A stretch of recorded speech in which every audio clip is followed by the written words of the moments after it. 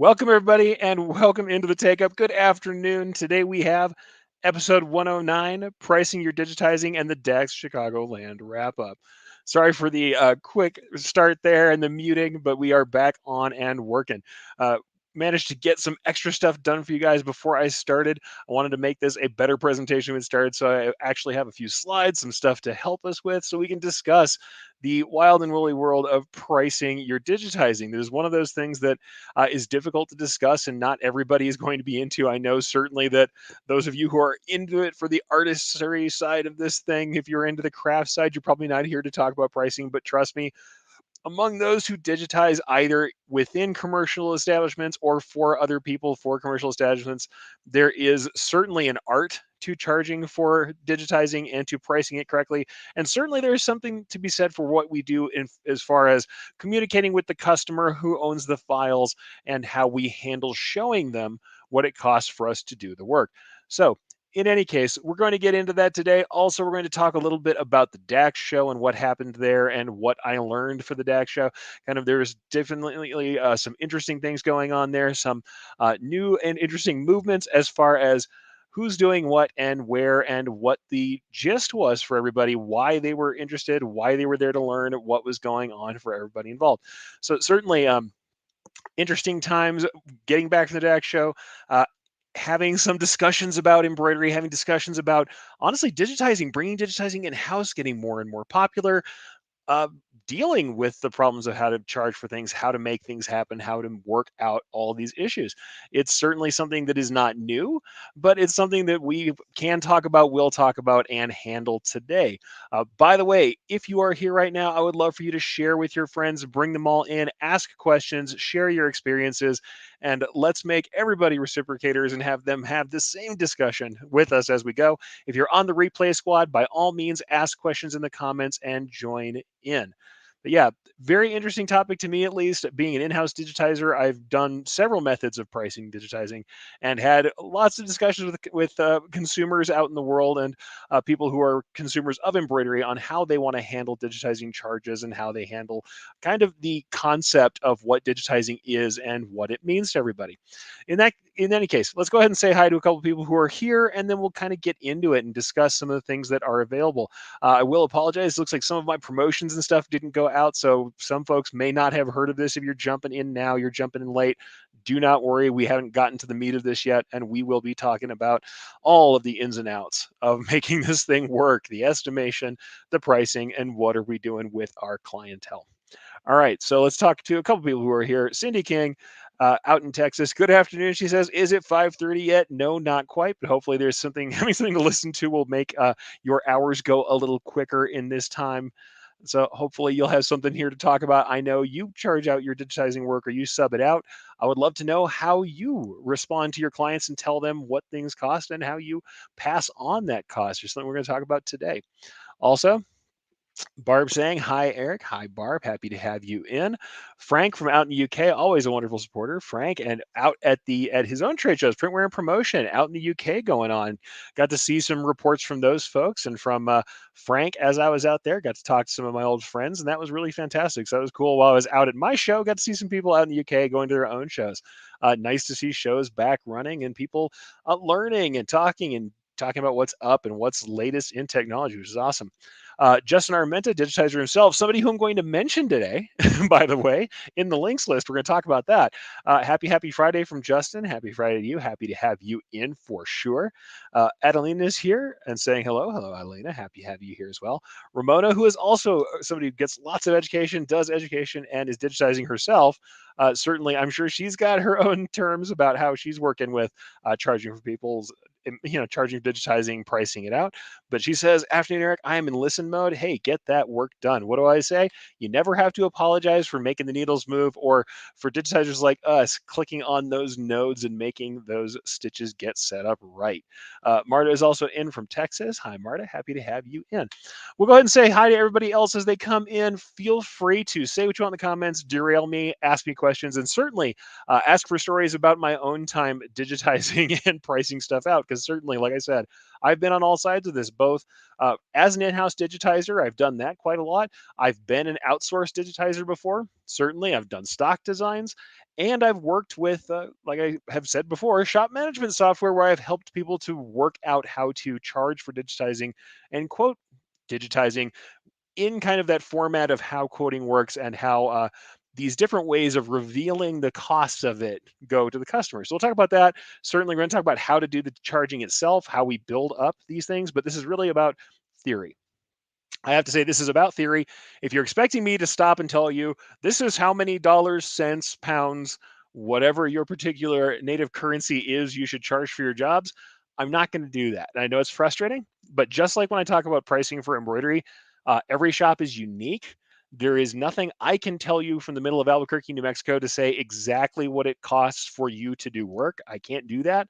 And though we can talk about industry norms and things like that, I have a tendency to stay away from it because I don't want to do the thing that a lot of embroiderers do, and even a lot of digitizers do, which is go look at the top 4 most popular people, then undercut them. I think the race to the bottom ends up exactly where we expect it to end up, at the bottom where none of us make enough money for the honestly artistic, creative, and difficult work that we do. So yeah, I know that's one of those things that everybody says, like, aren't you going to tell me how much to charge per thousand stitches? No, I'm just not. And I know it's frustrating. And honestly, if we were one-on-one consulting, there might be more for me to tell you. But while we're here, let's talk about how we do it. And then we can talk about how you'll make your decision of what makes the most sense for you, for your shop. Let's go ahead and grab a couple more comments before we jump in. Uh, Justin says, listening to Takeup without any clicks, it just isn't the same. I understand. It's hard for me not to digitize while we're sitting here. I could be working on a font right now. All right, Justin. And Cindy King says, it is very tricky to price. I do contract and then our own shop embroidery. Everything depends on stitches, item to be hooped, customer supplied items, and what mood I am in on that day. Hey, at least you're not just making it a calculation with nothing else involved. So many people really do ascribe to, and I mean, dollar per thousand. Very recently, somebody was telling me 25 cents per thousand. And I'm like, you just can't. There is no way you're making money at that, especially this is somebody who is working with a single head machine. There is just not a high likelihood they're making a profit enough to make this make sense in my book. But that's something you have to figure out for yourself, and that's difficult. And Ramona says, wait, you weren't going to tell me how to charge for that 56,000 stitch t-shirt file. Number one, I don't stitch 56,000 stitches on a t-shirt if I can help it. And number two, no, I am not. But like I said, in being the frustrating person that I am, I will bring you through some details and some theories about how people charge and discuss pros and cons because I think it's really useful. And yeah, Brian says, help me, Eric, are my prices too low? LOL. What I'm going to tell you right now is I'm not sure for sure, Brian, if your price is too low, but almost everybody who is listening to this right now, the chances are your prices are too low. Number one, it's almost entirely likely your prices are too low because most of the embroiderers and digitizers and everybody who I talk to are charging less than they need to. And we've had a massive increase in cost of life and inflation. And that means that sometimes we're going to have to work on pricing or at the very least, look for efficiencies to make things work. So are your prices too low? Probably. Because I know a lot of embroiderers out there who are still charging the same per stitch rates on embroidery and the same flat rates for digitizing that they were 20 years ago. And if you're doing that, then you aren't even keeping up with normal inflation. So yeah, probably. But let's actually get to the topic, right? Let's get to the topic of the stuff that I want to talk about today. And number one, what I am going to tell you is I do indeed have a links list up. There's only a couple links on it. And I'm just going to go ahead and put this up for you. So unfortunately, there was some ads that were there I just closed out. But this is the links list. And what we have, number one, we have a contribution after the fact from a few years ago from our good friend Justin Armenta. It's a blog of his that I read many years ago. And honestly, I've seen multiple blogs in this ilk, but Justin did a really great job of talking about stitch count calculations using the grid method. It is not used by everybody, but if you have never seen the grid method, I would thoroughly recommend you go check out this article from Justin. We'll talk about that again later, but the grid-based method for counting up stitches from a piece of artwork is still something that is used and it's still useful and worthwhile.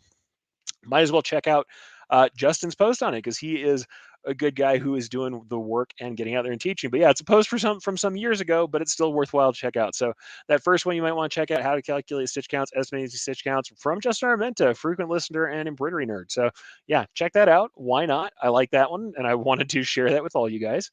And also, while we're on the links list, one of the other things I have here is an older webinar of mine, but it has a lot of the same theories that I talk about now. So, because a lot of the theory hasn't changed from some time. So, back when I was with Deco Network, doing processing stuff previous to my Brilliance days, I did a webinar with Brendan, who's there at Deco Network, who's now at Wilcom, and we talked about understanding embroidery pricing. And it's a nice little webinar that has some good theory in it. It's similar to a lot of the stuff I teach, though I may have updated. In fact, I have updated a lot of things since I've learned more after the fact. But it's a worthwhile thing to check out if you want to just look at some different theories on embroidery pricing than you may have used before. So certainly worthwhile to check out. Those are on the links list for you if you want some extra material. I will very likely, I'm thinking what I'm going to start doing, and we'll have to see how you guys feel about this. Lots of people do show notes after the fact, after a show is done. I have a blog post that I had written and want to resurrect and rework about the process of pricing embroidery. So what I might do is a recap from the show.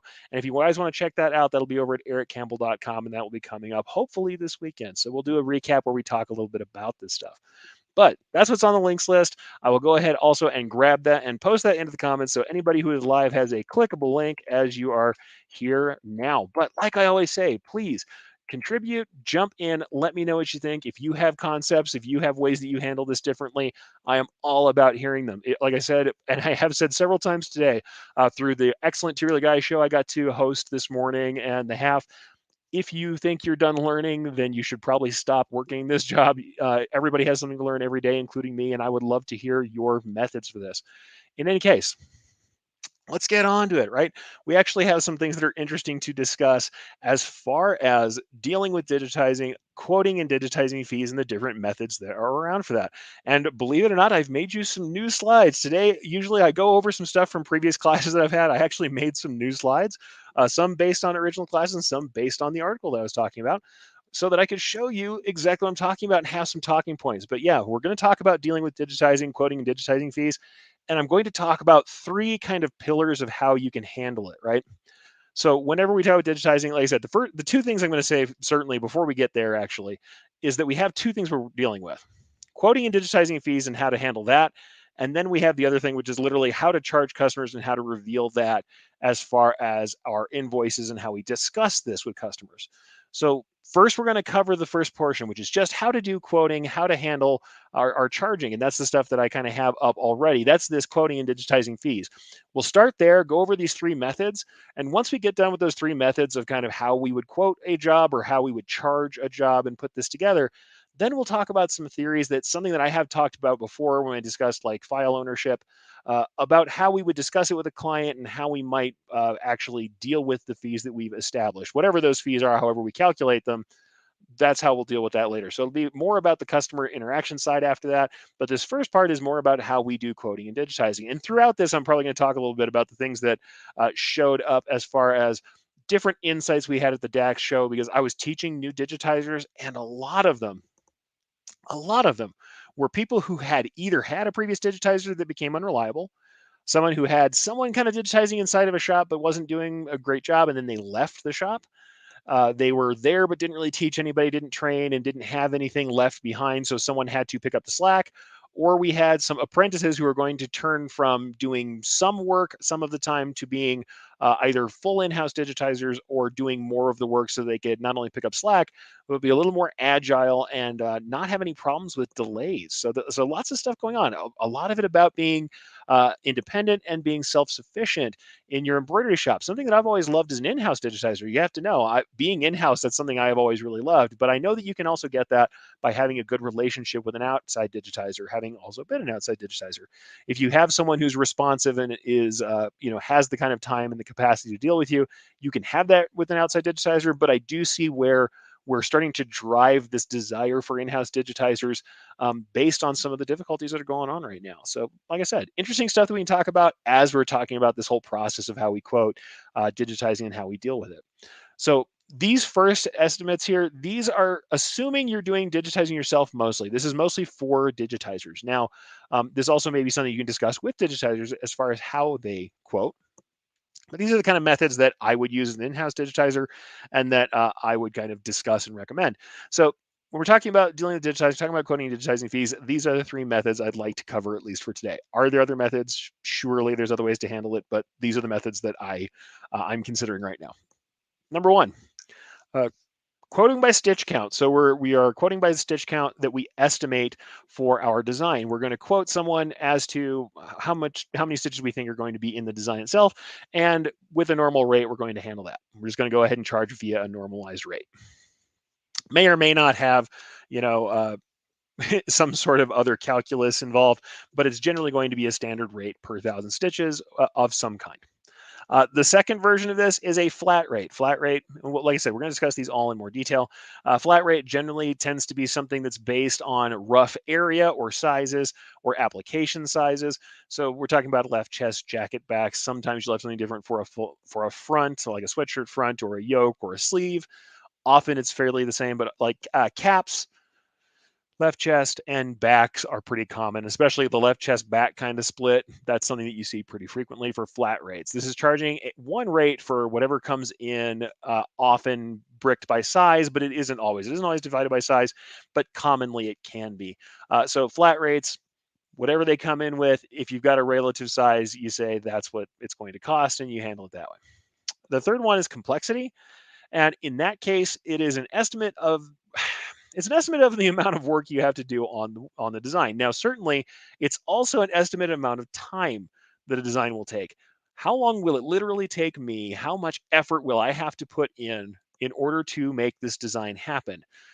Generally, we call this complexity because the number of details, the amount of points that I have to draw, the amount of research I have to do, the studying I have to do of the art, the testing I have to do, all kind of goes into complexity. So this can also be projects that require use of specialty materials.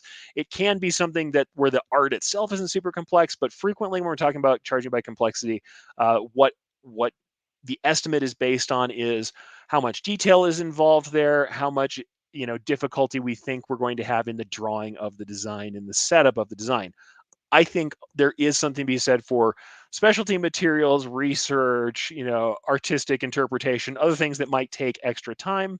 But otherwise, certainly you can break it down to, how many points am I going to have to lay down? How much time will I spend on this thing? How much testing will I have to do? And certainly just literally, how much time do I spend at the machine clicking and moving and making points where they have to be? That's complexity, and that's generally how we're charging that stuff. So these are the three top methods that I'm going to discuss today. Like I said, certainly there are other methods that we could discuss. There are other ways we can go about it, but these are the three that I see the most frequently.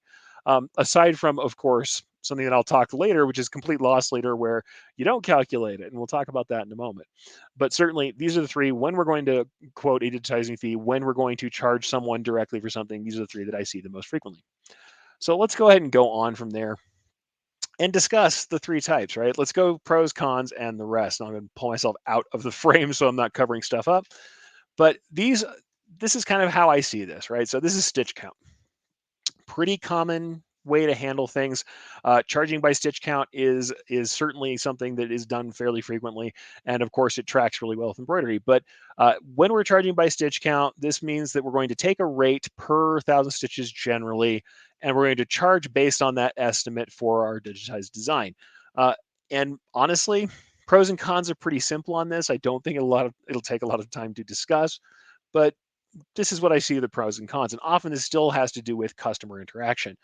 Number one, big pro for charging by stitch count, especially if you've already been charging embroidery by stitch count, it tracks with embroidery costs in so much as when we're discussing it with a customer, they understand that if they have a larger design, it's going to cost more. They know that from being charged. If you're charging by stitch count for your embroidery, they kind of have an understanding that if I do a big design, well, then I will have to pay a lot for it. And depending on what kinds of large designs you do, generally, if a design has the same kind of detail level in a left chest and the same kind of detail level on a jacket back, you're probably going to have a little bit more work in the jacket back. Jacket backs are frequently more detailed. So roughly, this often tracks all right. It makes sense that you'd pay more by stitch count, and so the larger stitch count of the jacket back also might be the larger, amount of work you do. But that is really dicey. We'll talk about that in a second. It can be out of step for multiple reasons. The second thing, it's simple to explain. You just tell them, the amount of stitch count you have is what we're going to cost by thousands. And this is the other thing about that is it's calculable. Why do I put the big scary hairy asterisk on calculable? Is because of the main con. Stitch count charging for digitizing requires us to do an estimation. Estimation isn't necessarily a dirty word, but it's hard for a lot of people. When I talk to digitizers frequently, they ask me how you arrive at estimations, and the methods that are available aren't infallible. They're just there. And I mean, they certainly are closer than not doing any kind of estimation at all and just guessing roughly. We can use a calculable method. We can calculate what's going on there. And if we have a really good idea of it, if we have some experience with what we're doing, and or if we use tools to make it happen, we can certainly get to a price that makes a little more sense. But it requires that estimation. There's a step involved. I can't just quote right out the door. I have to stop and look at the design and make some sort of calculation happen. I have to figure that out. Now, like I put on the links list, we have this wonderful article from Justin. So thank you, Justin, where he talks about estimating stitch counts. And one of the methods we can do is to do what I call a grid-based count. A grid-based count takes into account the linear distance in satin stitches or straight stitches. It takes into account the area of fill stitches, and it gives us an estimate based on the grid. I'm going to go ahead and see if I can show a little bit more of this. But as we look at this wonderful article from Justin, 1 square inch of fill stitch is 1,200 stitches, 1 linear inch of satin stitches is 150 stitches.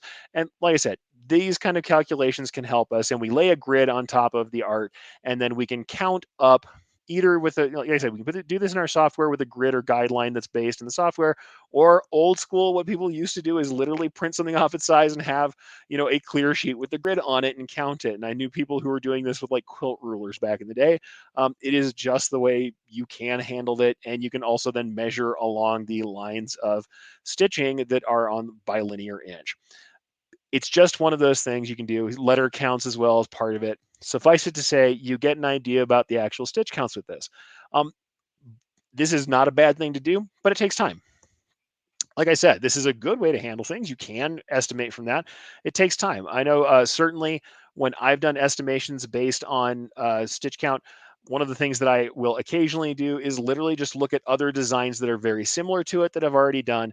And when I have other designs that are very similar to the design that I'm working on, sometimes I will estimate the stitch count based off of these very similar designs and run with that.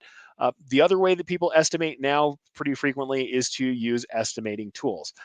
Estimating tools can be automatic estimation. Certainly, lately we've heard a word from the folks at Wilcom who are doing Wilcom Estimator. But what Estimator is what actually a lot of us who had auto digitizing software did for years before this was a product. And that was we were using auto digitizing technology to convert the image. Now, this is all done in the cloud, and that's kind of their selling point here. But if you had software that did auto digitizing, lots of people used to just take a design, scale it to the right size, auto digitize it, and then use the stitch count there as a base. So that's kind of what's going on there. Certainly, this has more calculation based in it by allowing you to place prices into the piece or working on it that way. But otherwise, you've got a stitch count that's basically auto digitizing. So, like I said, it's not exactly a brand new thing that's being done here, but it is something that is different that is being done, which is just you having some tool to do auto digitizing estimation and then using that to make that happen. Certainly, I used to do a weird kind of hybrid where I would often take a design, type out a rough lettering that is similar to the lettering that was there at the right size, draw a few shapes that were the same shape as the piece that I'm working on for simple pieces. It really didn't take that long to put something together that would get me an estimate if I was concerned. And honestly, I often used similar designs that were at similar sizes or resized a very similar design to a similar size, gave myself a buffer. I went higher in the stitch count than I thought that I would go. And then I would charge based on that when I was doing estimations by stitch count. That's not something I always did, but it is something that I have done and it works fairly well. Like I said, it's not necessarily the only way to handle it. But that's one of the things we do have to worry about. When we're working with stitch count charging, we have to estimate stitch count from art before we can quote. And it can slow down quoting. So that is a con for a lot of folks. Quoting, sometimes it really is the fastest reply that sometimes gets the quote. That's not always the case, but when it is the case, stopping to count linear inches is an issue. Auto digitizing can work for you. However, Let's say you're doing something like a manual blend. Let's say you're doing a lot of engraving style detail work. Auto digitizing is probably not going to be the best for that. And if you're doing anything that's artistic, if you're doing specialty treatments, if you're doing foam, you may have to adjust for that. Whatever you're doing that is beyond automation, that may not track. So there is something to that. Using an auto digitizer to estimate may not track exactly, but when we're talking about ballpark, we're talking about horseshoes and hand grenades, it can help. It can be one way to handle it. Really depends on how you feel about it. I'm not a big stitch count estimator guy for a couple different reasons. One of the big cons that makes me stop worrying about this or using stitch count to charge people, whether or not estimation is a thing. Estimation can be a thing for production times. You may have to still do estimation to say how long a job's going to take you, so you can figure out how much you have in production. But in dealing with a customer, I don't love it because of this last con here, right? Which I consider the biggest con. Small, detailed work and large, simple pieces are out of step with cost. The amount of time it takes me to fill a giant block letter that's on the entire back of a jacket is incredibly small compared to the amount of time it takes me to digitize a realistic small scene for a patch or a really small seal at 2 inches across. I can spend more time on a 2 or 3 inch badge that has a lot of detailed work in it, or shading, or multiple colors, or custom lettering. I can spend a lot more time than I would for, let's say, a letter jacket back that has maybe a custom lettering set, but I have to do big filled and bordered letters where all I'm doing is drawing. Or, I hate to say it, God forbid I use a true type font and I fill it and then do an adjusted border that has some pull and push compensation adjustments on a large enough piece. That might be fine. Also, things like applique. You might do a really complicated piece that has a big applique in it. And if you're pricing on stitch count, how are you charging for the applique? Are you charging it like it's a full fill? That was a fight with one of my bosses repeatedly, where we constantly went back and forth over how do we charge applique if we were charging by stitch count? How do I call that? And that was both the way we were charging it for embroidery and for digitizing. We had this discussion as to whether or not it's actually a time savings or not, whether or not it really should be charged differently, and what the material cost average out to compared to machine time and thread. Now, that's something you can do more calculations on, but when it comes to digitizing, drawing a shape that is filled and drawing a shape that is applique really depends on how much work you're doing on it and whether or not you have automated applique settings that work in your software for what you're trying to do. But big applique letters don't take that long to digitize compared to a small police badge, let's say, something I did quite a lot of. Frankly, small detailed pieces and large simple pieces are wildly out of step with stitch count as far as how much time a digitizer takes. And if all you're doing is the digitizing, you're not making money on the embroidery. That's a very different kind of world that you're living in to try and make that make sense. So yeah, stitch count, pros and cons. Here we are. Yeah, like I said, tracks the costs, simple to explain. You can calculate it. Cons, have to estimate to give a quote. And the small detailed work and the large simple pieces way out of step as far as how much time they take to work out, and especially for digitizers only, uh, what that means to your investment in getting that money back out of it. Um, Sometimes we work in aggregate and average, and I'll talk about that later. And it may be that the averages are fine, but if you do lots of small, detailed work, which is something I ended up doing quite a bit of, especially in the later years of doing patches and badges for TV productions, where I did tons of different kind of mock patches and badges for police and military, as well as real police and military badges. They tend to have more detail in small spaces than the average corporate logo, and definitely than the average, like I said, letter jacket name or something of that ilk, which is large and full of stitches but takes less time to digitize. So kind of those things going on. You have to think about it that way. Let's say hi to a couple more people while we're in between these sections. Aaron is in. Hello, Aaron. Happy to have you there. Mike's saying hello, and Mike's got a couple of great comments here to bring in. He says, I more often than not end up just digitizing the simple ones almost faster than estimating. Yeah. Yeah. If you've got a very simple logo, it can be. And frankly, for really simple, small stuff, and if I'm fairly sure I'm going to pull that order, I would do it too. Sometimes people are going to say to me, really, you're doing the work without being paid? Yes, I know, but if the amount of work for estimating is the same, or if the auto digitizing option isn't there for you or can't work for what you're doing, then yeah, what would be the difference? I mean, that's the thing. We have to stop and realize that rather than this being a principal issue, it's time in, time out, money in, money out. That's really how I see it. So if something takes less time for you to set up that way, then absolutely do it that way. And frequently, you can use that for promotional reasons or something else if you have something that easy to do. And we'll talk about that later. But Mike says automated tools are becoming more and more critical for e-commerce stuff. Yeah, when we treat it like digital printing, then there's more of that going on. The automated conversion makes sense for a lot of e-commerce stuff. But what I'm going to say is having handled that before, where we had automated stitch count, but then people were still expecting a hands on quality, there can be problems there. Uh, it's not necessarily something to be scared about. Honestly, the auto digitizing is probably going to put a fair number of stitches into things that are similar to what you're going to do.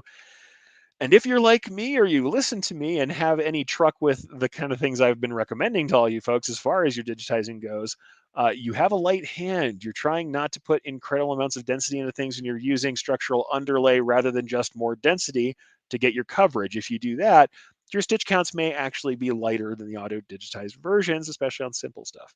So it really depends on how you're handling it. If you are e-commerce and it's a touchless kind of e-commerce solution, then yeah, something automated is really the only way with custom work. Unless, of course, we're doing something that isn't custom digitizing, which is kind of outside of the scope of this discussion, but something like template work, which is existing designs that we're going to allow people to make small changes to, like color schemes and or text surrounds, so text fields that they can fill out. That's a different thing, and those things are a lot easier to calculate because they're literally done either in system or they're easier to get a close calculation on. Conversion, auto conversion is a whole different thing and may or may not result in a count that you're happy with. The best thing I can say for that is to uh, always charge a little further than you want to. People worry about out competing or getting out competed.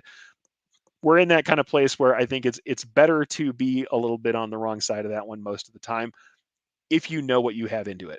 But like I said, it's why I don't love stitch count processing. The problem is, like Mike said, with fully automated e-commerce, it's something that kind of comes with the territory is estimating and dealing with those estimates, and you have to deal with some sort of estimate. Now, the other way you can handle that is through another pricing method that doesn't require you to do that calculation.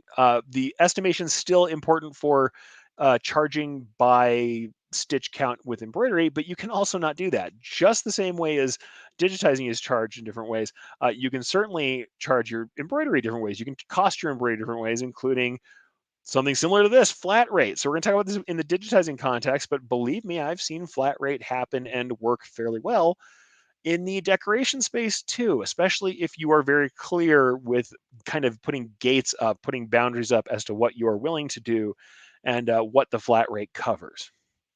Let's talk about it as far as digitizing goes. And I have worked in a flat rate shop. So this is something I have a fair amount of experience with, and I can actually kind of give you some personal insight to this. Flat rate generally means the rate is based on a size or a placement category. In this case, or in the case of what I often did, it was usually two or three categories. Left chest also covered things like yokes, sleeves, and hats were often in the same category as left chest. Um, Jacket back was the category of anything over that size for a large left chest. Dealing with certain other folks, we often found categories that had three or five locations where they would have things like really small designs, small monogram stuff like that. And they would have often, I mean, chest designs always, which often doubled the sleeves. Cap designs were sometimes charged differently. Jacket backs, and then also fronts, because there is kind of a class, and especially there was a period of time where there was a lot of these sweatshirt fronts where they were not as big as a full jacket back, but we had kind of this fairly wide, slightly short kind of aspected design that was being used for a lot of sweatshirt fronts. And also, that's kind of a staple in things like resort wear. So we would get the fronts. We kind of have a front or a full front, which is the same as the full jacket back. And then we would have a sleeve, left chest, and then sometimes cap would be slightly different, which makes sense because some of that is also chalked up to the difficulty of digitizing slightly differently for caps. So these were in that kind of category. And actually, I have a comment here for Jenny, and I agree with this one. Aprons fit in that too. That totally works. And then Ramona actually has another comment, and that's something that I haven't seen as much. I'll go ahead and not make this quite so cluttered. Ramona says, I use a flat rate by hoop size. Yeah, And that's another way you can do it. Certainly, hoop size is a great way, especially when you're dealing directly with embroiderers. Certainly, most of this flat rate stuff that I'm talking about was direct to customer. I'm discussing direct with the customer what the intention of their design is, where it's going to go, and that's how I'm doing my flat rate calculations, or at least how I'm classifying their designs. Whereas I love this for Ramona, who's dealing directly with embroiderers mostly who have already done this work with their customers. They're doing flat rate by hoop size, and that makes a lot of sense. So that's a great way to handle it. So still, that's by area, and even when I'm talking about these designs, usually thay are measured. When I say jacket back, when I say the rules that kind of help people gate these things in that provide boundaries are usually measurements very similar to hoop size, but hoop size is a great way to do it where it's very intelligible. Love that one. And Mike says, we'll have to see this. Yeah, the spammers use flat rate. Maybe they're onto something. It depends. If they're charging enough, you can make flat rate work, but there's ways that you can fall of afoul of flat rate, and I'm going to talk about that in a second. And Ramon says, "Yep, the hoop rate is for production. My digitizing flat rate is by color count." All right. See, that's a different way of doing it, and I love hearing about that. So yeah, please feel free to share more, and thank you for sharing, Ramona. That's always fantastic to have more digitizers talk about it, and especially people come from different backgrounds, come from different categories that they're servicing, and it makes a difference to how they do it. Mostly with my stuff, going direct business to business is mostly how it was done. So this was, though I did artistic work even in the business to business space, I think that's fair to say. I certainly would see it more as commodity work. Right, commodity work. People need the shirts, they want the shirts, but maybe it's not something that they're super emotionally attached to. They need it and they want it. Now, certainly, I would say that we elevated that to a point where we had a higher range of clients who paid more, who I would call non-commodity clients, people who paid more, who did so for certain services and for artistic expression that was different than what they were getting from commodity workers. But we still had a large chunk of the business world where it's seen as a commodity. They want it easily classified, they want quick quoting. And for that kind of instance, flat rate can make sense, especially if you're dealing with people where you know them very well. By the way, and let me stop and say this, just because you use one type of rate for someone doesn't mean you can't use different rates. Doesn't mean you can't have different faces to your business that have different ways of charging.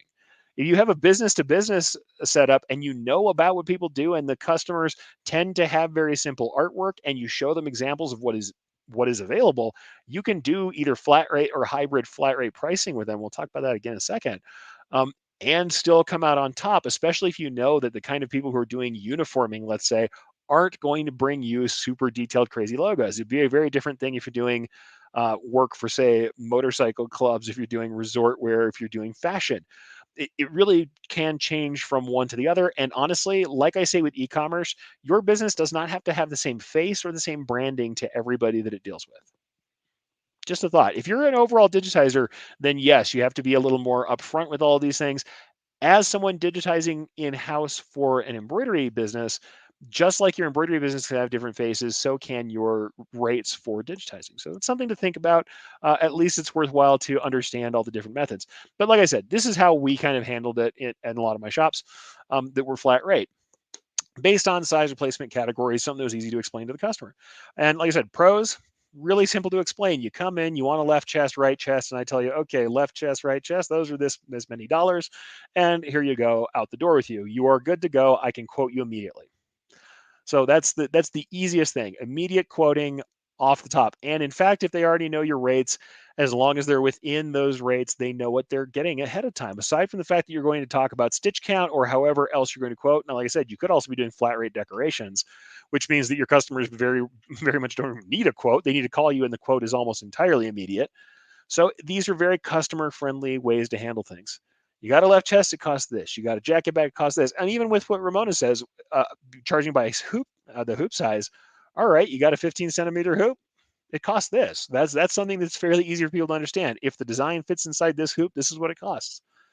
These things are customer friendly, and they lend themselves to quick response, immediate quoting. And honestly, if you're doing e-commerce but don't want to do automation to make that work, or don't want to use auto digitizing to make that work, one of the ways people handle that is they raise their prices in the e-commerce space. E-commerce functions a lot more like boutique retail than it does like wholesale. And with their prices raised to make sense of the work they do to make e-commerce happen, then they feel a little more comfortable doing things like flat rate pricing. Generally, with flat rate pricing, you're building in a cushion to make sure you're getting paid. It doesn't always play out. It plays out on the averages, and that's one of the big cons. So let's talk about this again. The cons here, some of these cons are for the customer. And I know when I talk about fairness to the customer, some people roll their eyes and go, come on, we're in business here. We're trying to make money. I don't want to make money by shafting people and juicing them for everything I can get. That is not what I'm trying to do here. I want this to be, fair. I want to be paid highly. I do. I want to be paid as much as I think that I'm worth. And if I can get a little profit beyond that, happy to be me. But I don't love for things to feel or look or seem out of step. And this is one of the things that can be difficult with that. When we're dealing with flat rate pricing, really simple jobs can subsidize difficult jobs. I'll tell you for sure that when we are doing a left chest, or hey, if you're fitting in a standard hoop, uh, you can get a lot of detailed work that takes a tremendous amount of time. If you have manually punched, detailed engraving style work on a piece versus a piece that is made up of 4 flat squares of fill with satin borders on them, you have a very different amount of time invested in those as a digitizer. It's really strange for one person and the other person to get charged exactly the same amount of money for that amount of time. And it can be difficult. In fact, if you have somebody who's paying that rate, who's got very simple logos, or honestly, let's say they have something small, but you don't have a class for something that small, you stop at some minimum, and they come in and they want a monogram. And I mean a true monogram, a single letter. If they want a single custom letter, let's say it's not something we can type, it's a single custom letter, and we charge them for our left chest fee. That could be a thing you do. I've seen it happen. And then someone that comes in and does, like I said, the super detailed, civic seal, the super detailed police or military badge, or, a piece for the local car club that has a lot of detail in it, and they get the same pricing. What you're essentially doing is letting the simple jobs subsidize the difficult jobs. The jobs that take 5 minutes subsidize the jobs that take 8 hours. And this is where it actually isn't fair to us. The other problem you can have is you're relying on averages. You're hoping that over the body of your work, you have enough simple clients to average out with the overly detailed clients so that your averages end up being profitable if you're trying to make digitizing part of the profit center. And I kind of tend to advocate for that. I think you should be profiting on digitizing wherever you can. It can be done as a loss leader, and we're going to talk about that briefly. But yeah, it relies on averages to make this work. If you're pricing flat rate, you pretty much have to hit averages, or if you're very lucky, you end up with periods of time where you're doing tons of simple work and only a little bit of detailed work, or overall, that you're doing lots of simple work, not a lot of detailed work, and your flat rates pan out. And the occasional very detailed person ends up with an excellent piece for a song, and you can show that off and have people look at your work. And hopefully that's good enough for you. And hopefully the people with simple work don't really care about that stuff. But it can be weird for someone who is getting incredibly simple work to pay that same rate. Now, I think that any of us should be flexible enough that if someone decides to do, incredibly simple work with you, that you can charge them less. If it's a 5-minute job, I have no problem with saying, this is just going to be amortized into the cost and not a problem. There are people who do it. And this is actually, I tend to do a more hybrid method, and we'll talk about that in a minute. And in fact, by the way, Josh Ship said something very similar, and I'll talk about that. Some digitizers do flat rate for simple, charge more for complex designs. That's something that I actually did. I call that a hybrid flat rate, where and what I actually considered it was a minimum. So a minimum rate. I'm not doing the work because there's a certain amount of work that goes into every design, even simple designs. There's a minimum for a certain class of designs in a certain size that I'm willing to do. And then on top of that, when there is an overmuch of complexity, then we would start charging more by complexity. And even that was usually done in a more flat rate style. It wasn't done by quoting stitches. It was done by saying, all right, there's this much complexity. I estimate with my experience for it to take this many hours. I need to get paid a certain amount for that many hours. So I would call it the minimum plus complexity or a hybrid style. And we'll kind of keep talking about that as we go. But yeah, that's the thing. Flat rate plus complexity is a way that absolutely works. And I'll go ahead and grab Ramona's comment here as well. My flat rate might be discounted for an overly simple digitizing fee. I have a discount sales line that I write in a description, for example, discount for simplicity. And by the way, real critical thing that Ramona's doing here that I love, No matter when you discount something, this is embroidery, this is digitizing. If you give away a setup fee, which we're going to talk about later, if you give away your digitizing, you give away a setup fee, always, always, always write the real amount that the thing was worth on your invoice and then discount it off of the invoice. Don't just let it fly. Every time you do something like that, when you give something away and you know that it is worth something, whatever it is, put it on the invoice and discount it out. This means you leave yourself open down the road. Now, it's still, once you start doing discounts, it's hard to roll them back, no lie. It can be hard for a customer who's been getting consistent discounts to be happy with not getting one, but it leaves you the opportunity down the road, and especially if you've had this conversation with a customer, to say, I'm not always going to discount this. It's not normal for me to do it, but I am extending this to you because of this extenuating circumstance. If your design is no longer simple, if I don't have time to give this up, if you are not a first time customer, if we're not expanding into some new materials, if, when this is regular and you're consistently ordering and you're just putting in work and there's no particular reason why I'm doing this discount or I can't afford the discount, I'm not going to do it forever. Now, you're not going to say all of those things directly to the customer, but you leave the door open for being able to charge later. And if nothing else, if you never charge them these fees, you tell them the work is worth something. It is my decision to discount that for you. I'm giving you something. And then at least you're allowed to claim the value of that to them as part of the service you're providing. Never, never, never discount something without showing it on the invoice. And I know that sounds weird, but it's just something I cannot tell you enough how many times people will try and hide things. I'm going to talk about that in a second. People like to hide fees because they're worried about customers getting upset about fees. I find that hiding fees can be difficult because it ends up with expectations on what fees are, or even when prices drop, when like I said, we're going to talk about this in a second, where you kind of amortize costs over a number of garments, but then the garments come back and you essentially say, I've got a discount on the garments on the second order. Sometimes people will still look at that. And if you have some sort of setup fee that then appears, or you have to charge them a setup fee for something new they add, but they're not used to seeing a setup fee, they're going to ask you why it wasn't there before and get terse with you, get upset with you, even though the overall charge is still lower for them, even though they are not being charged for anything extra, even though it didn't change from one order to the next.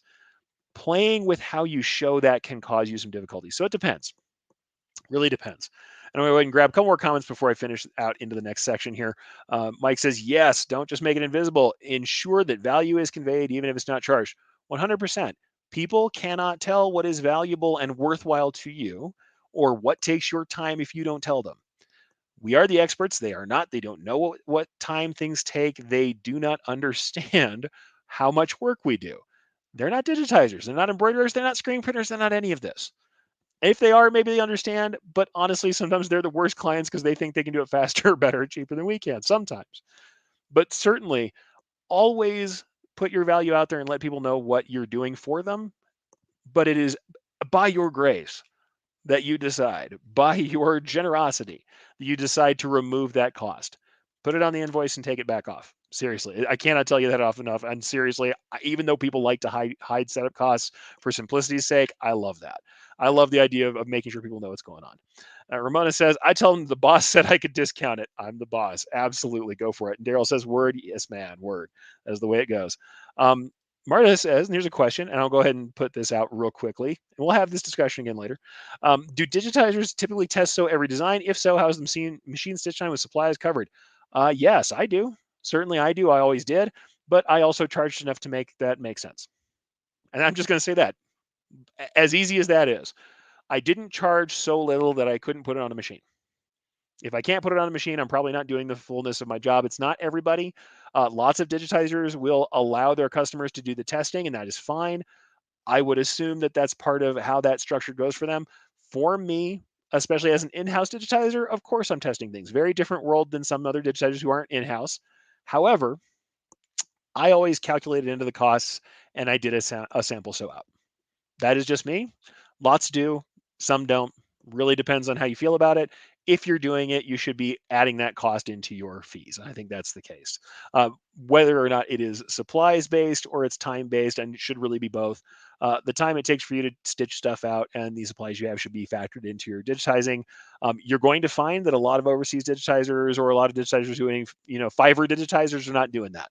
They're sending you the file. They are not doing any testing for sure. and generally it is on you to test and reply to them. But hey, you're paying much less, and that's why. That's part of the reason why you're paying much less because they're putting less effort in. That's how that works. But they're also then not catching things and fixing them ahead of time. You're going to be part of that conversation. You are now a tester. You are that is part of what you are paying for the work that you're doing for as an embroiderer. Sincerely, part of what you're paying the digitizer is the testing. Doesn't mean it's bad. I've done it too. I've had clients for whom I sent things over. They were pretty confident in my work, and when they had a change, they let me change it, and that was part of the thing. And honestly, I didn't charge them the same as I did the people who I was doing all the work for ahead of time. It's just how it works. Couple things here. Let's go ahead and grab Mike. By the way, feel free, digitizers. Let me know in the comments how you handle that, and I will tell Marta how that goes with you. Mike says, "Oh yes, they didn't charge me a setup fee. Yes, they did. You just didn't see it. No free lunch. Absolutely. It's costed in somewhere for most businesses." Matt says, "Watching from the UK. Thank you, Matt. You would think you have better stuff to do out there, man, but I'm glad that you're here. So I guess you're up late with Frank, as Mike says. Thank you for being here, sir, and glad to have you in for sure." And here we are. Barb says, "Yeah, I totally agree. List costs on the invoice, including discounts. Yes." Fanny says, "So late, we're going to catch the replay." Good evening, Fanny. Catch the replay. Head to bed, chill out, get some rest. Catch it later. There is always the recording. Ramona says, $5 in my fee is for supplies to test. Awesome. And the client gets a picture of it. Awesome. And then Josh Hip says, depends on the size of the company that is digitizing. I see the tests so out. Yeah, sometimes there are. It really depends on the company, and that whether it's overseas or in the States doesn't matter necessarily, or in whatever in country with you or in another country. Some people do testing, some people do not. I find that if people are doing testing, usually they're charging a bit more. I charge more when I was testing than when I wasn't. And in general, I'm going to be doing that differently. So it just depends, right? And it depends on where you're from. It depends on how you do it. In any case, lots of people charge differently. But if you're testing your stuff, certainly I think you are going to be charging differently than if you're not. Unless, of course, the scale works for you. And like I said, part of what happens is some nations, the working cost is different, the living costs are different, and they're going to charge less than other nations to do the same work. That is just the truth. That's why people use overseas digitizers in the States. That's why people have different rates. I think that's a good portion of it. Like I said, this is not about what rate you can charge, it's about how you decide to charge your rates. And certainly, like I said, a lot of this is informed by in-house digitizing, no lie, because a lot of the stuff that I've done is in-house. And so, like I said, this is mostly me consulting in-house digitizers. But yeah, flat rates, once again, pros, simple to explain, immediate quoting to a customer, customer friendly. The cons, like I said, simple jobs are having to subsidize the difficult jobs, relies on your averages and luck if you're getting paid enough, and it can be a little arbitrary for sure. So it just depends, right? Just depends. But like I said, it doesn't necessarily mean somebody is poor quality if they're not running stuff out. It does mean that part of the calculus for you as an embroiderer is to know that if your digitizer requires lots of edits, you are working as their sampler. It's not bad, but it's something to remember. And as Mike says, and this is actually kind of how I worked previously too. My main outsourced digitizer doesn't do sew outs, no machine, but she also ran for 20 years. We started digitizing full time. No charge for edits due to quality. Testo from digitizer, not a plus or a minus for me. And honestly, in the time that I was doing outsourced digitizing, mostly that was done no machine, or at least was done without a lot of sampling. Only sampling when I really had to, because this was at a time where honestly, the companies that I was working for weren't paying a ton and did not care that I moonlighted. That's really the truth of the matter. They were happy for me to supplement my own wages as a digitizer by digitizing outsource. And when I did that, sometimes I could use machines, sometimes I couldn't. I would charge accordingly, and the people would sample. And frankly, at the time, especially when I was working every single day digitizing all the time, most of the time I'm hitting it in one, and if not, it's not a big edit to make the differences. And I wasn't charging for edits up to a point until there were larger changes or there were things about the customer interview. You guys know I talk about that a lot, where they are using the design in some way that it wasn't intended for, or they didn't give me the full understanding of what I needed to do. And eventually there'd be charges for edits if they kept on up, or if they decided to reuse the design in some fashion that didn't work down the road, where it required a lot of reworking. Even then, edit's usually free when I'm doing that kind of stuff, because once again, I understand that I am using someone as my tester.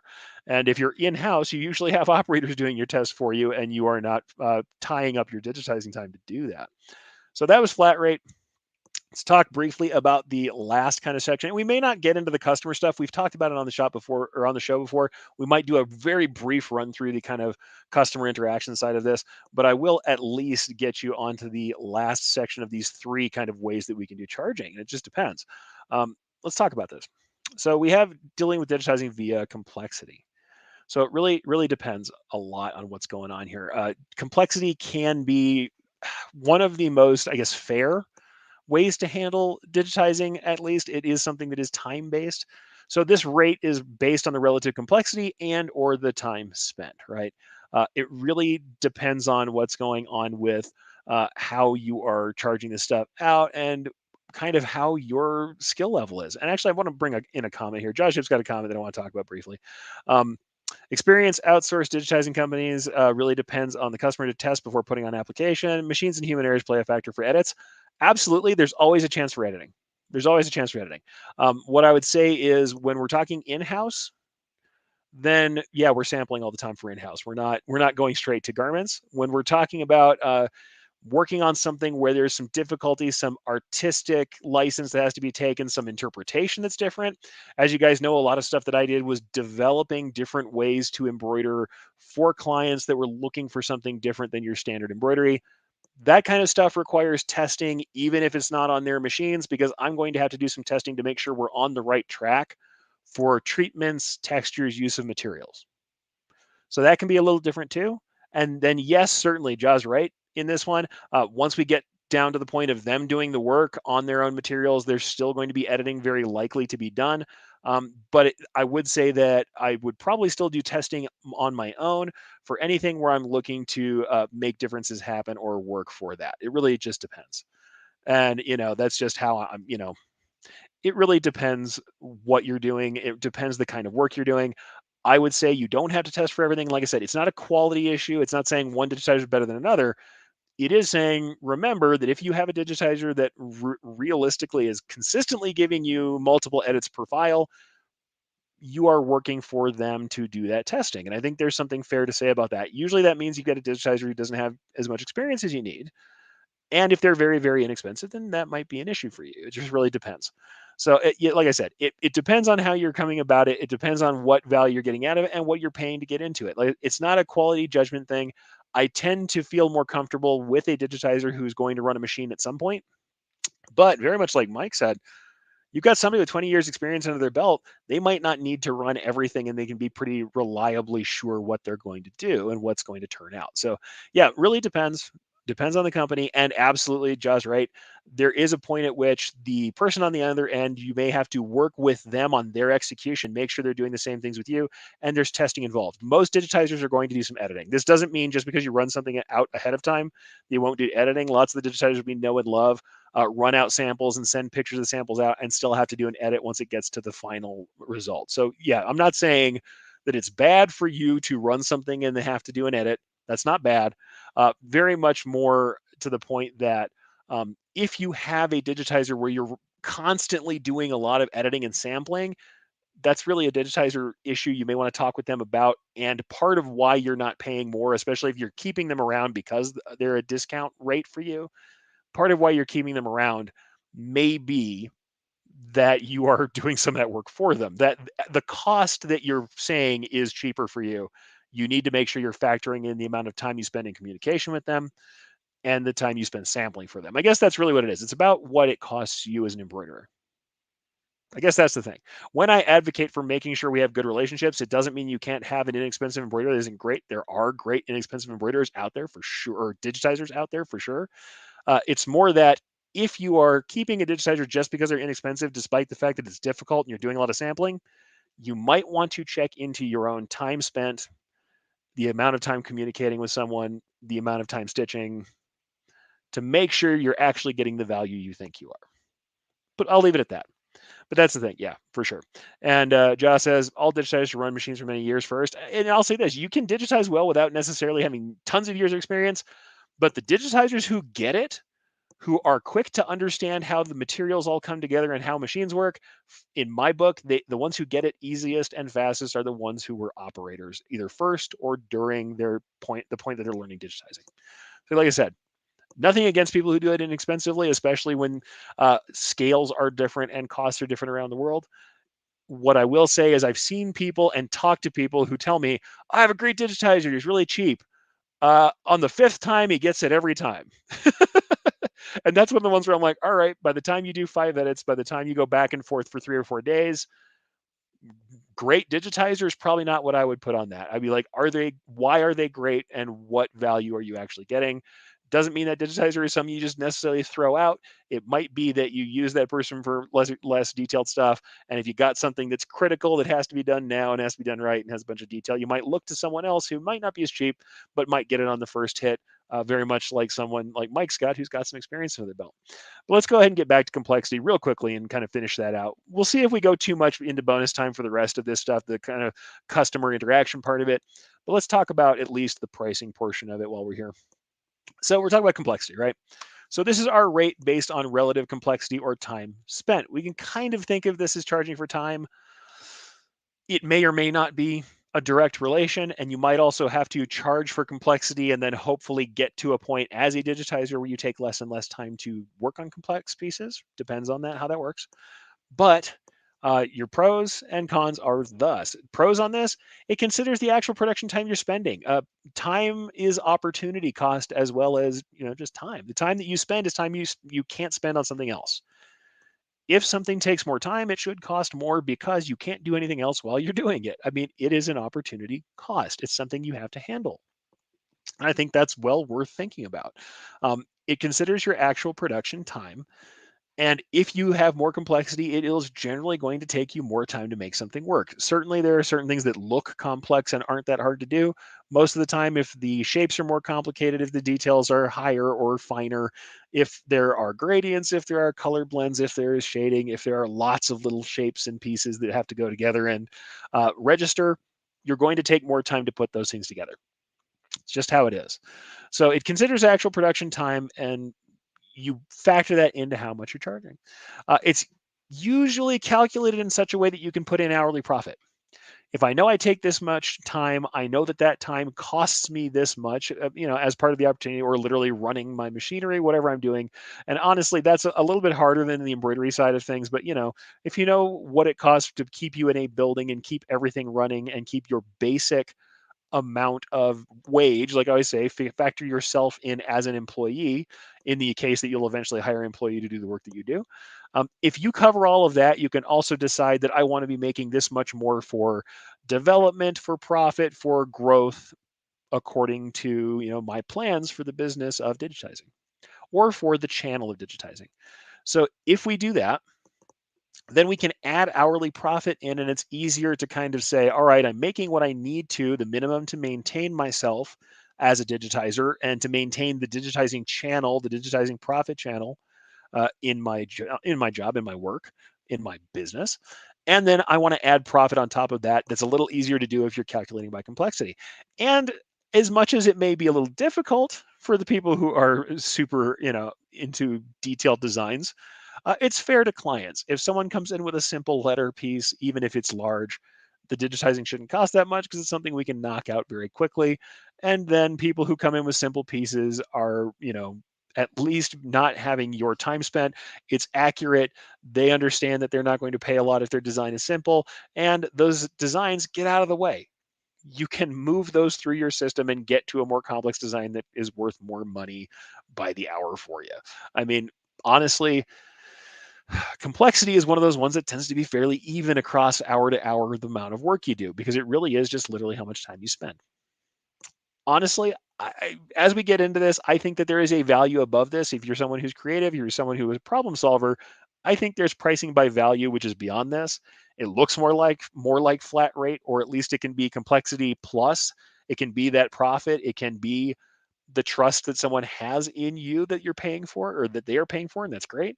So, it's fair to clients, but it also allows for a little bit of expansion. This is a good baseline to set on which we can build things like pricing by value. We can build in things like development time. We can build in things like time spent making an artistic version of something or working on the design side of this, which is making sure that what we're doing makes sense for someone's goals, the kind of promotion they're doing, the kind of production they're doing, where and when the garment will be used, things that go above and beyond just representing what they sent us in the art.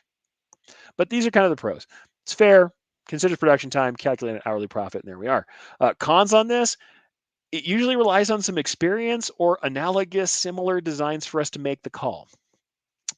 If you don't have a ton of experience as a digitizer, it can be a little harder for you to understand this stuff. Though if you're doing super complex work as a very early digitizer, you may be kind of in for a long period of time and you're going to be at a loss anyway.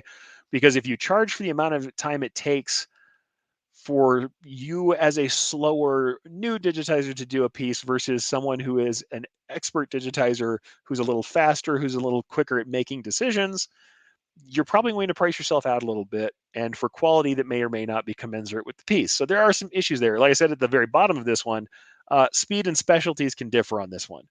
Um, Same kind of thing. If I'm doing work that is not in my wheelhouse, let's say I'm doing like extremely detailed shaped lace. So we're not talking about throwing down a freestanding lace grid and working on top of it. Let's say an extremely detailed piece of classic heirloom style lace where you have to tie in and tie out of shapes. And it's something that I haven't spent a long time on. If I take on a lace job like that, I'm going to be slower at that job than I am at maybe a very detailed but similar, similar to the wheelhouse that I'm in, a piece for a motorcycle jacket, piece for, let's say, a business, even a photographic piece that is more akin to the work that I've already done. I've done tons of equipment pieces. I've done a fair amount of nature work, not as much as people who do animal work constantly. I'm not a dog breed guy. I know this sounds weird, but there are people who are excellent at specific dog breeds or specific pet work. I had people who I used to call on and have them digitize my work for dog breeds because they were just so much better. And even if I could represent the stitches in a way that was nice and looked good, people who worked from photographs of animals constantly and had that as a specialty were faster at it, tended to be a little bit better at it, and certainly, like I said, faster and more efficient than I am at making that job happen and getting the kind of result that I was willing to put out in my shop. So speed and specialties can differ. It's a big con. And like I said, difficult to price super detailed designs. Super detailed designs. Sometimes you look at these things and you feel like you know what's going on. But if you're going to do a fair amount of the design alteration, like the reduction of detail, someone like me who talks about this a lot with interpretation, you're not going to draw every leaf on a tree, especially as you shrink things down. But that means that if I have a very detailed piece of art and I'm going to work it down at left chest size, but they're not going to do artwork ahead of time, I'm just going to make my best estimates on interpretation. That might take a little more time than something that was a little clearer. The funny thing is, what takes a lot of time in digitizing sometimes are decision making processes. What things do I leave in? What do I take out? Do I have enough open space here? Have I put in the amount of lines it takes to look like the thing without putting in so many that I'm cluttering the area of the design? Those kind of decision making processes, exploratory processes artistically can take longer on super detailed designs, and you may take more time for something that in the end isn't any more detailed than a clearer piece, a piece that has clearer art. So, super detailed art can sometimes mask some work that ends up taking more time, even if it's that kind of work that it necessarily isn't more difficult than anything you've done. Even if your end piece isn't necessarily more difficult, the process of working through, altering, and feeling your way through a really difficult digitizing, like I said, decision making process. What do I eliminate? What do I leave in?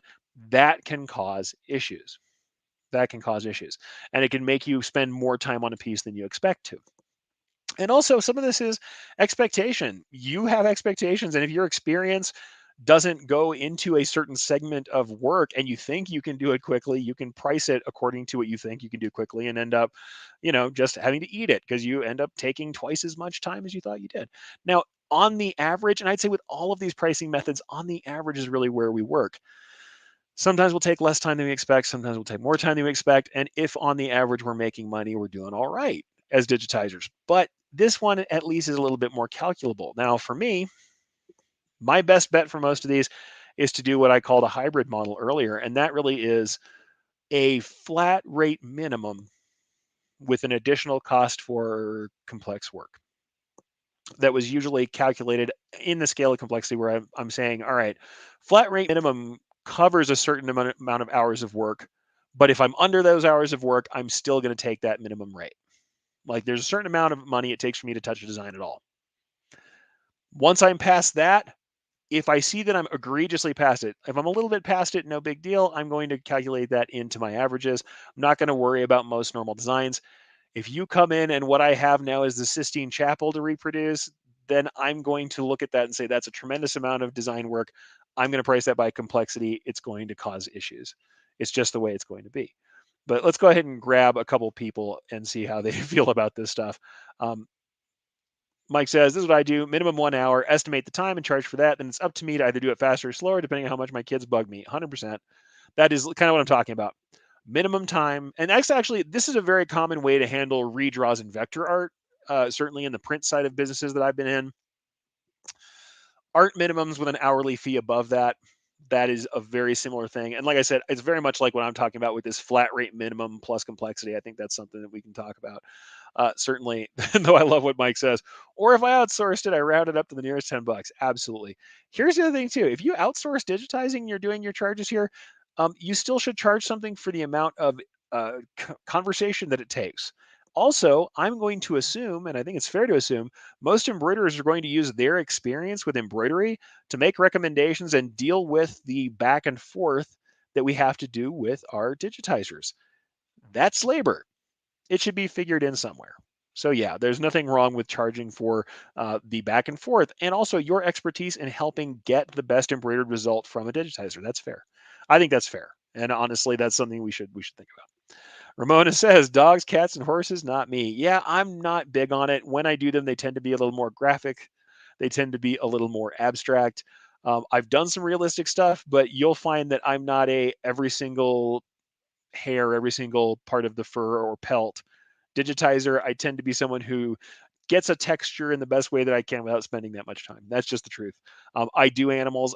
Birds are certainly better for me. I seem to do better with birds. Not fond of tropicals just because of the tremendous amount of color variation. But birds, I'm a little more happy to do. Certain small animals are great.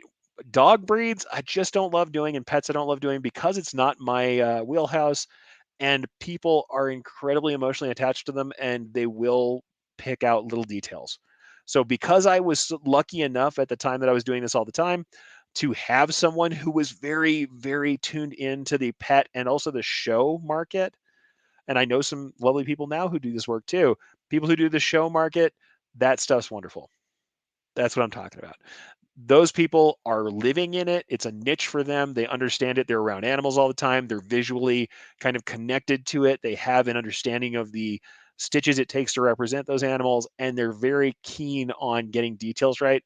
Love those people and hire them all the time. Just the way I think about it.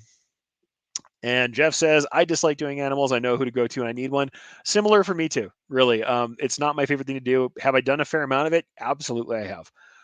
Did lots of animals for, there are realistic mascots that I've done, not just the classic mascot style. I've done realistic mascots before. I've done quite a bit for, actually, you guys know that I worked for Bosque del Apache Wildlife Reserve, and I did a lot of that stuff. Most of it was small, though.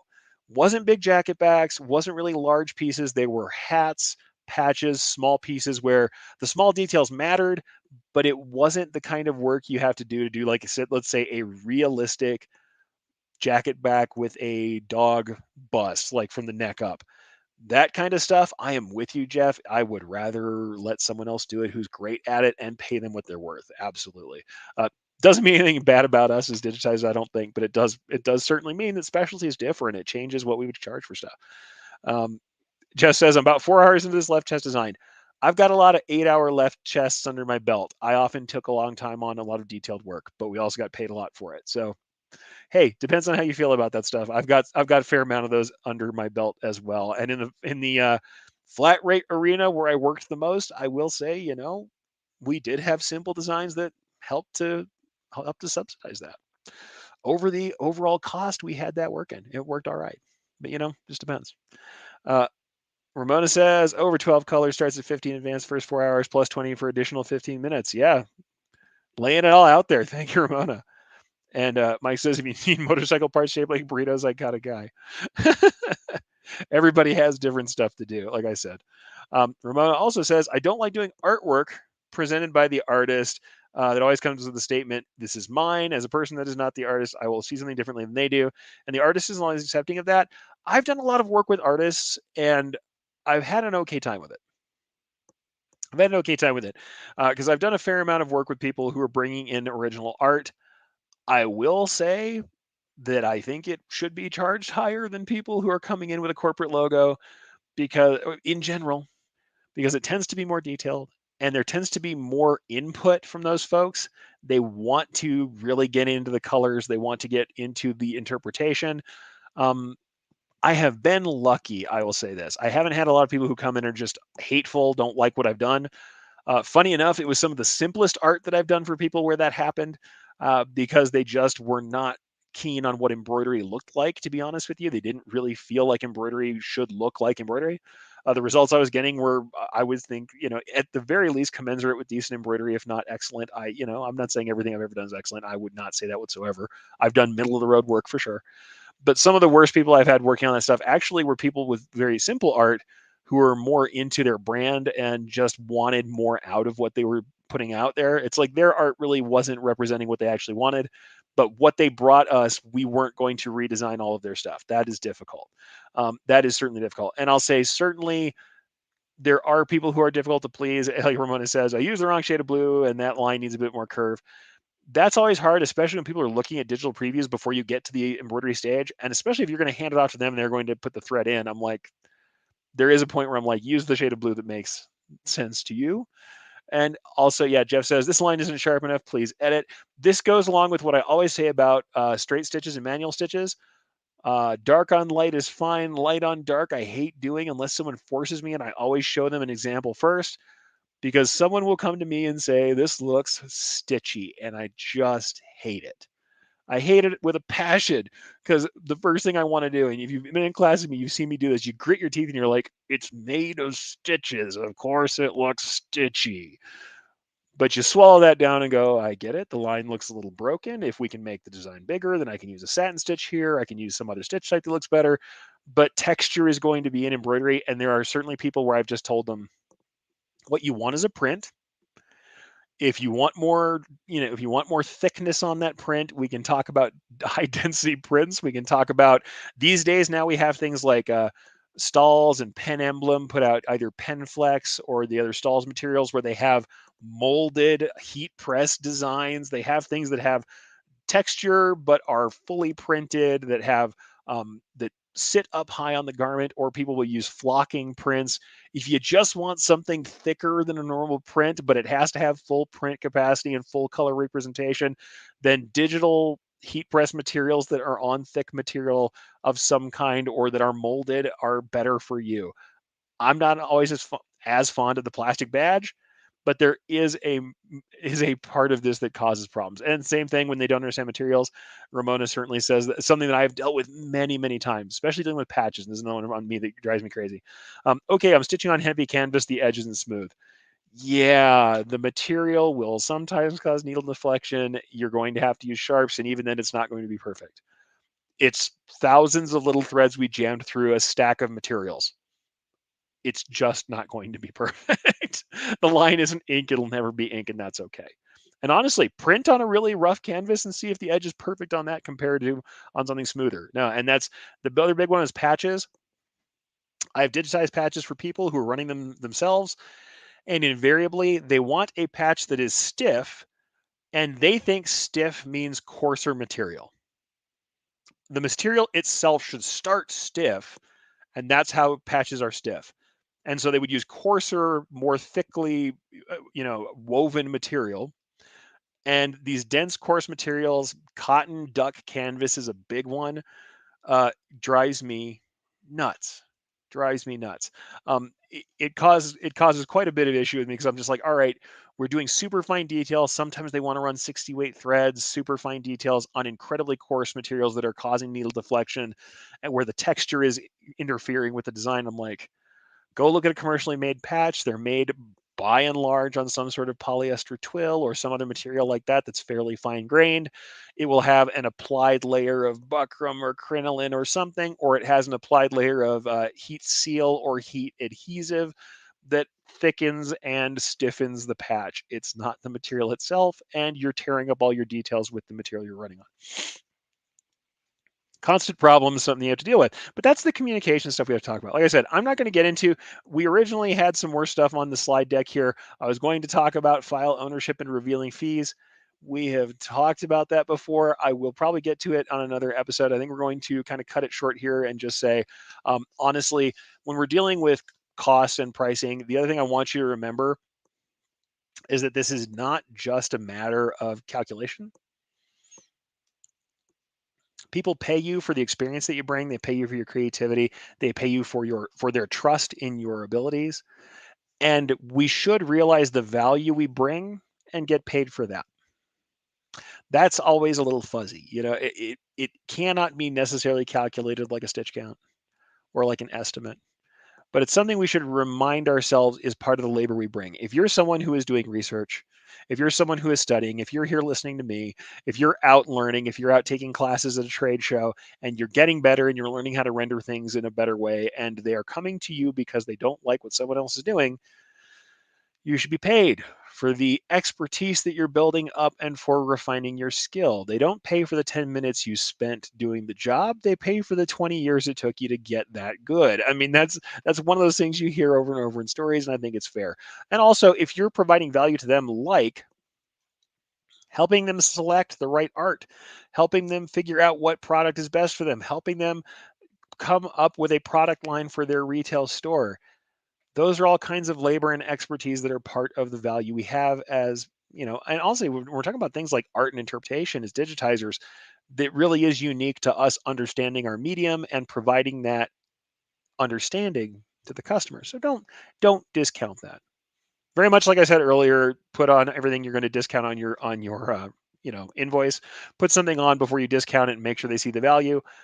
Don't discount to yourself the value of all the work you put in to be here. And even if you're new, your dedication is part of this. Certainly, it's going to get more and more. And as you get experience, you can demand more for your work. But the thing is, with embroidery, with digitizing, the great thing is we can point to an actual piece and say, it does the thing it's supposed to do. I made this piece and it looks good and it runs well and it feels nice on a person and it represents the art correctly and in a way that is attractive. It is the bona fides. It is what we need to prove that we are part of the group, that we belong, that we have the experience. The work proves the experience. And even if you are new in the job, I mean, I was fairly new when I first started doing work that was quality enough to be accepted by the people who were purchasing it, accepted by people who were longtime purchasers of embroidery. I deserved to charge for real work even early on if my work was good enough to satisfy their needs, and it was. And you would too. And also, as you get more experience, even more so. And especially as you start offering consultation beyond the commodity that brings them additional value beyond a tape, beyond, back in the day, we used to call them tapes because it was old school from the old tape red designs, beyond the file you provide, beyond the sample, and also beyond even your initial embroidery work if you're an embroiderer. There is a value beyond this that should be looked at. However, these kind of models for calculating pricing help us to get a good idea of where to start, help us not to lose ourselves in the process, and then understanding how these models work and what they're good for, what they're not good for, can make a difference for at least understanding where our costs are going, where we're losing opportunities, gaining opportunities, and why we might choose one over another. Just because I don't think full flat rate is the best way for everybody to go doesn't mean full flat rate doesn't work for certain people. Garment packages with full flat rate inclusion of designs absolutely can work if they're priced correctly. And if the people you're selling to value you at a rate that they will pay this flat rate, or if you have built in enough efficiencies for yourself that you know what you can do for people in the amount of time you've allotted, still leaves profit for you in the long run. It's about knowing yourself and about knowing your process. And it's about knowing your customer and their needs and what they're most likely to ask for from you. And sometimes when we have customers that don't fit and things that don't fit, it's about finding another option for them or sometimes leaving that customer behind if they really don't fit our model. That's something we have to think about. But let's go ahead and grab a couple more comments before we get done, and then we'll let this go. I may come back and do the other half of this that I originally intended to before, but we might leave that for another day so we can do something maybe a little more on the artistic digitizing side next time. Maybe even talk a little bit more about some of the stuff I learned from DAX. But I think some of the comments I already made about um, being self-sufficient are things that we should take into account. There are more and more people who want to make sure they have reliable communicative digitizers. So people who are digitizers, remember that I'm hearing more and more people say, I couldn't get a hold of my digitizer when I needed them, therefore I'm learning how to do digitizing edits myself. That's not necessarily a threat to most digitizers, but it's something to be aware of that people are doing that. And I'm going to say this without naming names on companies, I've seen some companies out there who have software involved pushing really hard for the concept that everybody should be digitizing everything for themselves because it's a money issue. And if you've ever been in one of my classes, one of the worst reasons to learn to do high level digitizing is just to not pay somebody to do it. I think everybody should digitize. I'll be honest with you. I think you should all have digitizing software. No lie. I 100% without equivocation think you should have digitizing software if you have an embroidery machine. Not being able to put together simple designs or do additions to designs for a machine that you own seems crazy to me. And honestly, I like to be able to be responsive when I can. Being able to do at least basic digitizing, I think, is worthwhile for almost any shop who's got a machine in it. That's how I feel. However, I fully understand having a hybrid model where you outsource lots of digitizing, outsource detailed stuff, bring some stuff in house, or are able to take stuff that you've outsourced and add certain elements or composite them in a way that makes sense to you in your software. I think we should all have software. I think we should all have basic understanding, no matter who you are, if you're digitizing. But it's totally great if you find a digitizer you can get a good relationship with, keep them around, and even if you're learning, to constantly be doing work with them and working through that process and keeping them around so that when you have that work you need them to do, you do that. I mean, honestly, there are embroiderers I've known who go through decades of embroidery without ever touching digitizing, but many of them also still have software, also can do small corrections when emergencies arise. I think that's fair. But anyway, these things are coming up. Let's go for last couple comments before we get done. Mike says, looking stitchy is actually something that I'm far more critical of than any of my customers. I have to remember that my standards are much higher than most people buying my work. Yeah, this is where I'm actually going to bring in Ramona's comment. And I don't know if it was referring to this. Retail research, that's what I always say. Go look at the embroidery that is in the high stores, in the big box stores, in the fashion shops. And especially take a look at embroidery done for housewares and fashion. It is incredible sometimes the things that are gotten away with on on large scale embroideries. I've shown people stuff from fairly expensive brands and even stuff that mall shops that have lots of decoration, frequent pieces of 3D foam that aren't poked in, trims that aren't trimmed, pieces of thread sticking out, edge quality issues, and people buy them because they like the image that's on them. You have to remember that people judge things on an overall feeling. It can be brand affiliation, it can be a desire to have the particular image that we're talking about. Whatever it is, it can be different reasons that they want the work. We should all do high quality work because I think it speaks well of us and it makes people trust our work. And honestly, the best work, the best looking work we have is going to delight the customer and make them keep coming back. However, we're harder on ourselves than we need to be. And we frequently look for ways to charge less to give the customer more value for nothing when we don't need to. Especially those of us who've spent some time trying to justify ourselves early on in our career, we may end up continuing down the road to do more for less because we feel like we have to justify ourselves when really we're doing good work, we're providing solid value, and we deserve an exchange that makes sense for us and that keeps us in business. If the people want you around next year, they'll pay you to be there, and they need to. Susan says, in the past, I've been over woven patches instead of a stitch pattern. Have they improved the life of woven patches? I really prefer embroidered. I prefer embroidered too because of the texture. Woven patches are still becoming a big thing, and some people like the really fine detail. And honestly, for me, I think they look flat. That's just the truth. I find woven patches look flat. I think they're a cool addition, and I also like to see them as multimedia combined with embroidery. I'm seeing a lot of them on hats, but I think the patch hat has just been a thing and is going to continue to be a thing. Woven patches will still wear out to a degree, but I mean, honestly, if you like the look of woven patches, and lots of people do for merch, they're great. Don't see anything wrong with them, but personally, I feel like the embroidered patch is the classic patch. But that's me. That's me all day. Hey, there's room for PVC patches. There's room for the pen flex stuff, the stuff from stalls. There's room for all of it. I'm a big embroidered patch person. Go figure.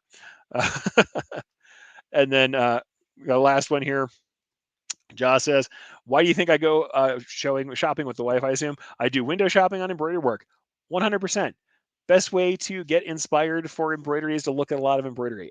It doesn't mean we're going to steal or knock stuff off. I'm not, and I'm going to tease my good friend Jay Bassell here. He calls it R&D, rip off and duplicate. I'm not that way. I call it what Ramona says here. This is my term, at least that I use: retail research. Go look in the stores and see what's there.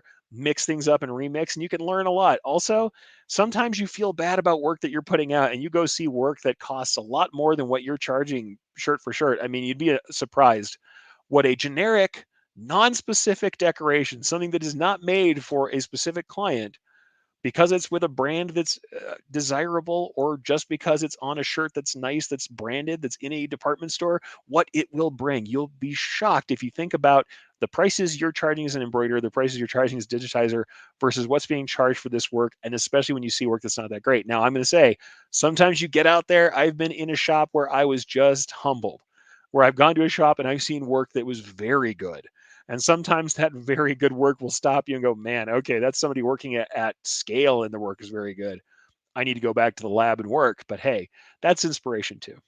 So whatever drives you, folks, just remember, uh, charge accurately for the value you bring, and remember that you're bringing something more than just stitch count to this world.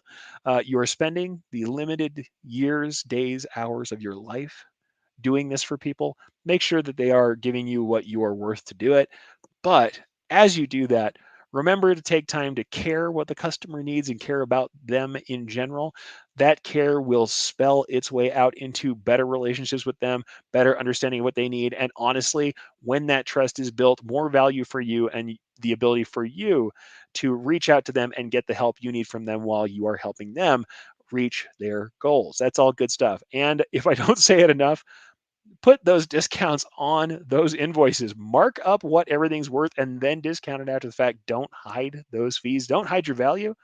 And in that same respect, don't only make sure to show that value to the client. It's not just that you don't want to hide the value of the client. Don't hide your value from yourself. Know that you're doing good work, that you are building up expertise, that you are studying, that you're paying attention, and that it is worth something in return. And you know what? If somebody else doesn't say it, I'm going to say it to you. You're here right now. You've been through this entire talk with me. I know you're putting in the effort, and I know you're working hard. And you know what? We deserve it. We deserve to get remunerated for the work that we do.